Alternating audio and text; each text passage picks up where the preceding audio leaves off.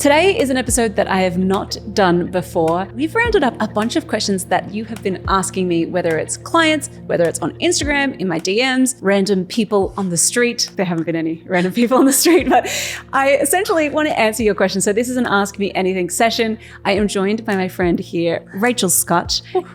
Get the full name. Oh, you got the full name just then. I was like, is that your, that is your full name? I second guessed myself.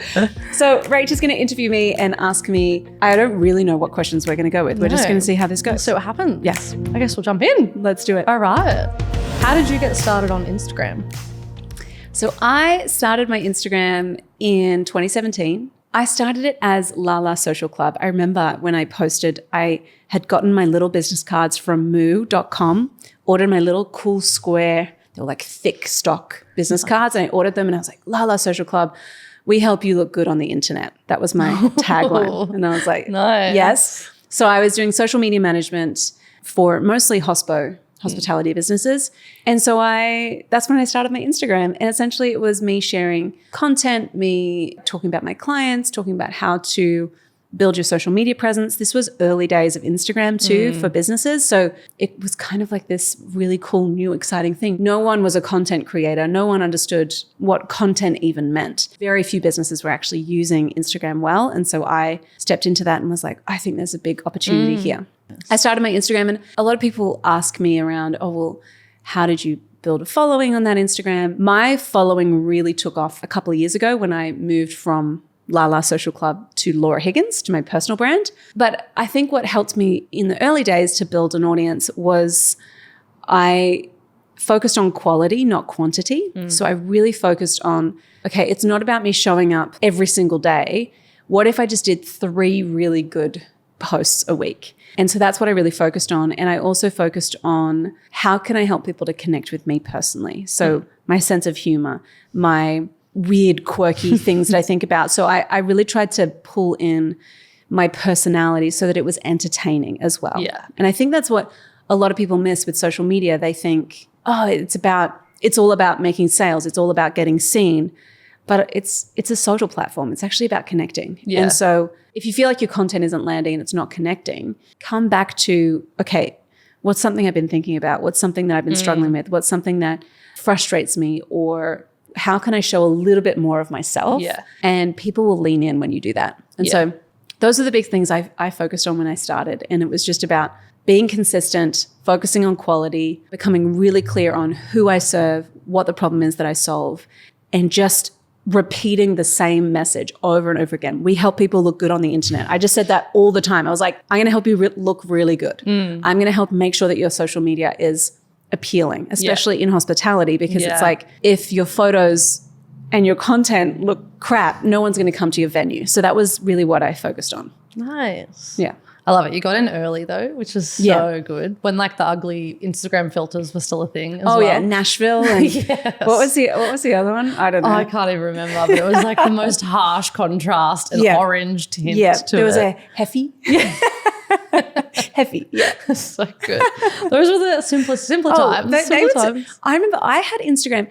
I feel like as a millennial, we are the only generation that lived, not the only generation, we are the generation that grew up with Instagram and without it. Yeah. So you think about Gen Z, they've grown up with social media and with iPhones. Yeah. We were the generation that went from Nokia to iPhones to social media to ChatGPT. Like this has all happened. And as millennials, we remember the golden days of having a Nokia 3310. Yeah. And then playing Snake. It'd take you like 5 minutes to write out a text because you had to like touch the same key. And you'd run out of credit. Yes. And you'd run out of credit and you'd be like texting and playing Snake. And you could have like 2 songs. I'd always have like a Rihanna song. And you had a really cool ringtone. Always you had to pay for the ringtone. Yes, always with the good ringtone. I remember I was using Instagram. I would have been in the 11th grade or something. And I was using Instagram. I thought it was just a photo editing app. Yeah. And so I was like, cool, I've just got all these photos. And so there are all these selfies of me on this Instagram thing. And then I realized people are liking these. So you're like, what is happening? Can we find these photos? No, I feel so embarrassed. Once I realized it was a social platform, I was like, delete, burn all. Delete, embarrassing. I have cleaned out my Instagram so many times for that exact reason, because I'm like, no one needs to see braces Rachel with like this ugly filter on it, and you've taken like the worst angle selfie. Yeah. Oh, but I mean, it was. But we kind of do need to see it. Yeah. I'll maybe be lucky. Bring it back. We'll get it out. Anyway, getting slightly off track, but I want to go back to you starting your business. Yeah. Had you always planned on starting a business? And if you hadn't, how did you know you were made and cut out for business? Because I know a lot of people, me in particular as well, I'd never planned on having a media business, but people just started believing in me. Yes. And I was like, oh, okay. And then I started getting money from it. And I was like, I could make this a business. But I wasn't actually sure for a period there whether I was cut out for business. Yeah. So how do you discern, I guess, whether you're cut out for business or whether you're meant to be an employee? Oh, good question. Okay, so first part of the question of like, how did I start? Yeah. I was working in sales for my brother-in-law and my sister. They run a coffee company called Glee Coffee on the Central Coast in Newcastle. Yeah, great coffee. They still do run a coffee roaster, and they said, Laura, we need help with our sales. Do you want to come on and be a salesperson? At this time, I was a barista. So part of my sales role was I was going to come in and obviously try to sign up wholesale coffee clients. And I would train them on how to make coffee. So once they became a client, I'd be like, here's how to make sure the coffee tastes good, blah, blah, blah. I bailed on uni. I went to uni to study journalism, hated it. I bailed to write music and make coffee. And I had no real, I studied a bit of graphic design, also didn't love that because it was too detailed for me. And I was like, this is stressing me out. So I stopped doing that. I've always been very creative. I've always loved writing. I've always loved anything visual. That's always been how I think and how I see the world. And so for me, like the challenge I had actually was that I kept thinking, I'm not a specialist. Like there's all these people that know what they want to do. And I just didn't feel like a specialist. I felt like a generalist. I was good at a handful of things. And I saw that as a negative. I was like, this sucks that I'm good at a few things, but I'm not amazing at one thing, which is such a limiting belief. Yeah. But again, this was me at like 21, but I took this sales job. I started doing it and I realized I don't know how to sell. And, like most things, selling is a skill. And so I realized, crap, I actually really don't know how to sell. And then at that point, they very graciously said, listen, we actually think you'd be really good at marketing because this Instagram thing is kind of taking off. Would you be interested in helping us with the Instagram? So I stepped into that and their Instagram immediately took off. And it was like, social media was this culmination of all of these things that I was good at. It was writing, it was visual, it was design, it was photography. Later it became video as well. Nice. And it was like, this makes sense for me. As the generalist who kind of felt like I didn't belong anywhere, this was like this really cool moment for me. And I loved it. And so we came up with really clever, creative campaigns. It was a whole lot of fun. And then I had other businesses approaching me saying, we've seen what you've done with Glee. Could you do that with us? And I was like, sure, I guess so. I'll give it a go. And that, I kind of did that on the side for a while and still worked with them. And so then finally, a friend of ours, Glenn James, who runs Money, Money, Money podcast, he was launching his podcast at the time. And he said, Laura, I need your help. And he said, I will hire you on one condition. You have to quit your job. Wow. And I was like, really? Do you think I could go do this business thing? And he's like, yes. How much money do you need to make to quit your job? And I was like, probably this much. He's like, great, I'll pay you that. Wow. And that really, like, I'm so grateful for Glenn because that really changed it changed my whole life. Him believing in me and saying, you need to quit. Now is the time. Do not wait. Yeah. Because I could have kept waiting for a really long time, I think, if someone didn't say, it's time. And I believe in you and I will actually back you. It actually just takes that one person. I feel it's so funny. Glenn was kind of that for us as well. Was he? Yeah, because I was working a part-time job for an agency in Sydney and Luke's my business partner husband. Yes. And he was working on the business full-time. And then Glenn was like, I want you to do my video. Yeah. And they were like, we're getting so busy. Okay, maybe I should quit my job. And then that was when I quit as well. And Glenn was like, I believe in you guys. I was like, you don't even know us. But he was just so good. I think, shout out to Glenn. Shout out to Glenn James. We love Glenn James. But I think a lot of the time in business I've learned I've had to borrow belief. Yeah. And sometimes other people will believe in you even when you can't see it yourself. And they'll say, hey, I can see this in you and you need to step up, and here, this is the opportunity and this is the time. You just need to go for it. And someone actually saying that to you, it changed your life. For me, it changed my life.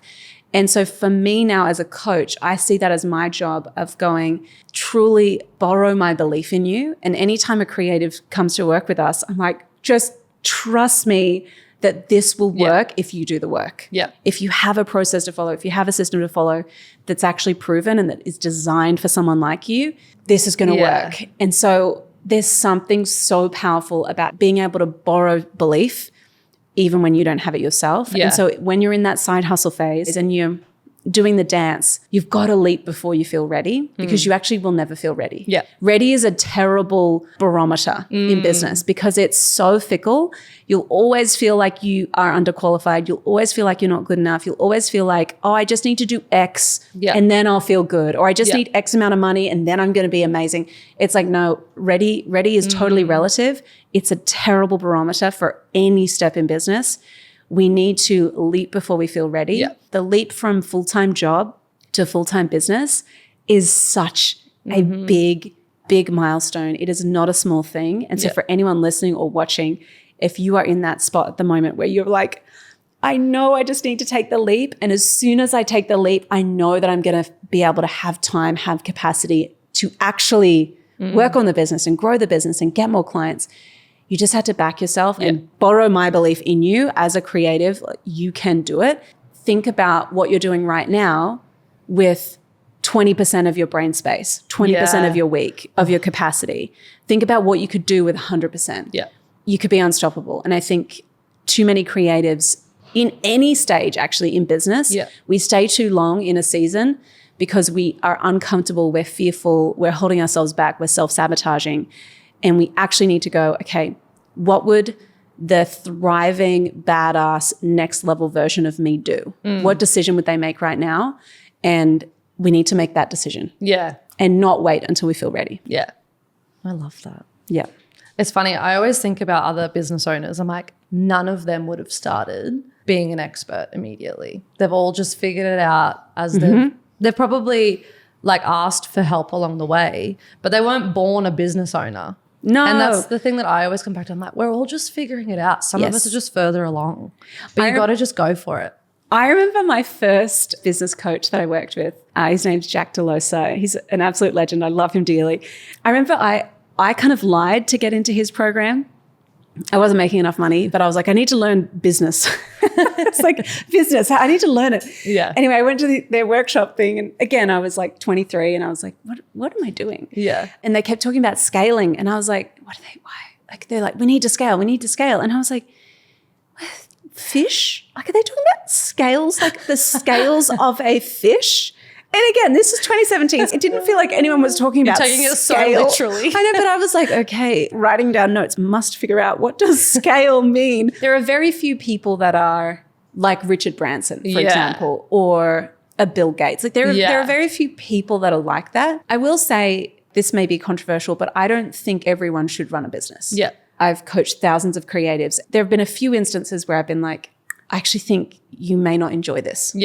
I think you have to have a level of grit and determination and self-belief. You have to be a little bit delusional to run a business, honestly. And if you don't have that, every day feels like a battle. It's disappointing. It's going to feel like a punish, honestly. And so I don't think everyone should run a business. I think in the same way that I don't think everyone should create a course.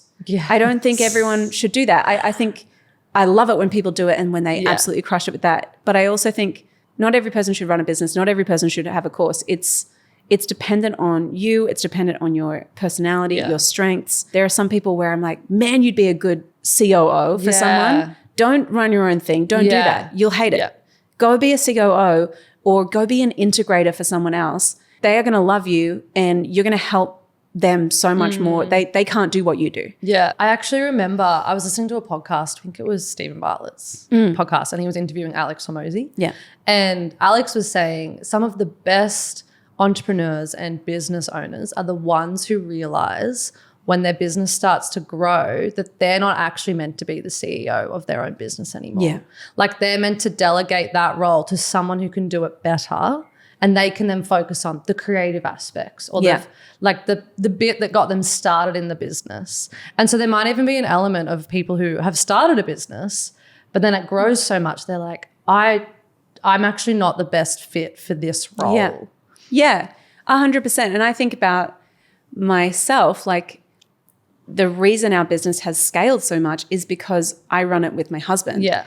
And Nath is a genius at systems. He's amazing at, like, he is an amazing operator, and he's also a visionary. So he has this unicorn thing, but he is very good at those things that I maybe am not good at. And so I think we have enough similarity where there's crossover and we're not butting heads, but we have enough that makes us different, like means that I can lean on him and he can really be the one that builds the system and structure so that as we scale, I don't fall into a heap and just like hate it. Yeah, you know? destroy your soul. Destroy my soul, because that's really important. And so like, again, I'm creative. I have my skill set and I'm creative and strategic. Those are my things. Any hour I'm not spending in my genius zone is actually a cost to the business, because those things are what drive the growth. Yeah. And so I know that's kind of a weird tangent, but good tangent. We like a good tangent. Yeah. Okay, I want to kind of tap on, you mentioned how Glenn believed in you. Mm-hmm. And I know that you have business mentors. So what would you say to someone who's considering a business mentor, just a mentor, life mentor, but maybe they're on the brink of like using up all their money and they're like, this is like my last shot to invest in my business in this way. Would you encourage them to go get a mentor? Would you say, don't worry about it?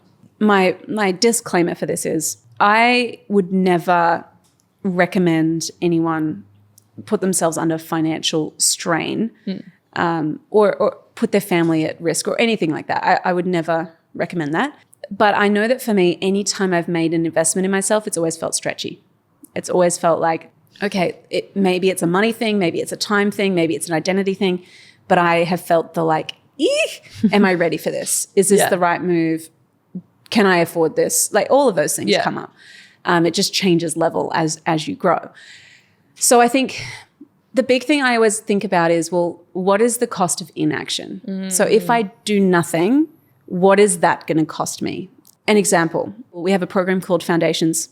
It's for beginner creatives, a lot of freelancers, side hustlers who want to nail the foundation so they can get booked out in their business. And a lot of the, it's a big investment. It can be the first investment someone's made in their business, so it can feel scary.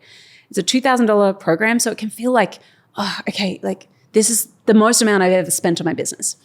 And the interesting thing about when people say, oh, I just can't afford to do it right now, my thought is always, okay, talk me through, how do you make money right now? How do you get clients right now?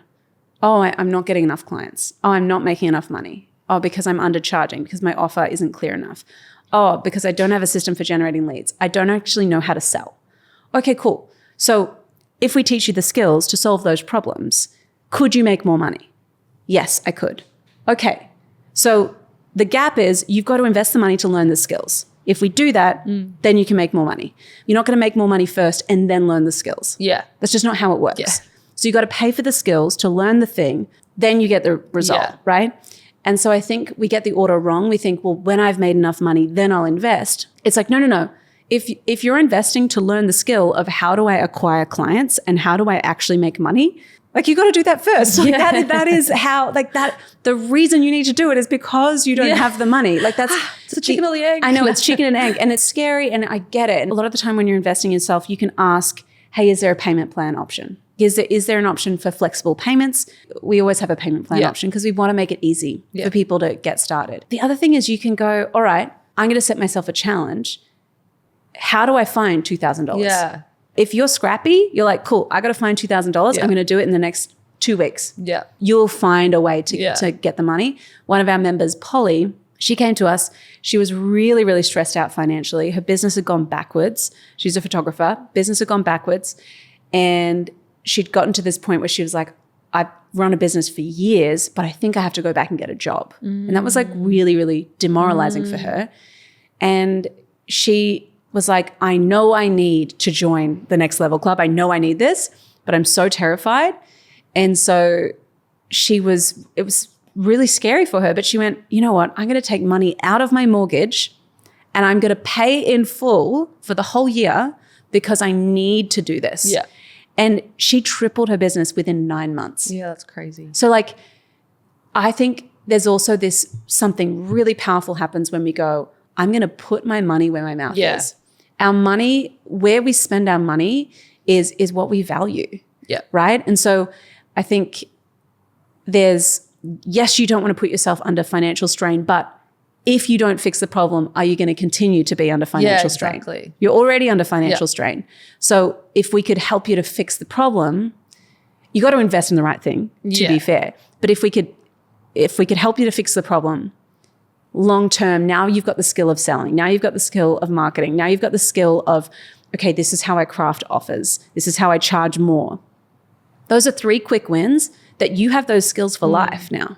So paying $2,000 feels like, no brainer. And as a photographer, you make that money very quickly. Like once you've booked 1 or 2 clients, it's like, oh, sweet. It's paid for itself. You've just got to put in the money initially. And that's the rub. Tough part. And I totally empathize with that because it is a stretch and it is a leap. Yeah. But you can't get to your next level without a stretch or a leap. Yeah. That's just how it is. Last question. Yeah. Where do you see your business going in 5 years? Okay, so what will it be? 2030. 2030. I was going to say 2020. Definitely we're not going back there. We're not going back there. I don't want to go back to 2020. 2030. Okay. I think for me, I've been talking about this for a long time. I want to have a book, have written a book. I'll be doing more speaking, which is really exciting. I'm very, very excited about that. I love being able to teach something and see people get it in the room. There's something really cool about that. Yeah. The other thing that I would love to do, and I haven't about this with my team. I've talked about this with Nath.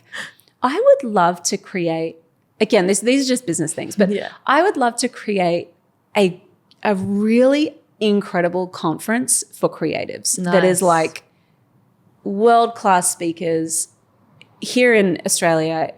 I just would love to create something like that where it's all about how do we as creatives thrive? How do we create really impactful work? How do we, run businesses that are really fun and profitable, and how do we keep doing good work? Because I think if I think about the big shifts that are happening and that have already happened, AI is going to be the thing that changes specifically for creatives. It's going to change a lot. Yeah. It already is changing a lot, but we're only just at the tip of the iceberg. Also figuring out, well, how do we integrate with AI more in the way that we deliver, in the way that we work, in our systems. I'm really excited about that too. Nice. And then, I don't know, personally, I'm like, there's so many personal things that I think I'm like, yeah, cool. Oh, and one more thing, actually, I really want to create. And again, I feel lame because I'm only talking business, but this is a business podcast. I know, it's fine. It's fine. Good. Okay.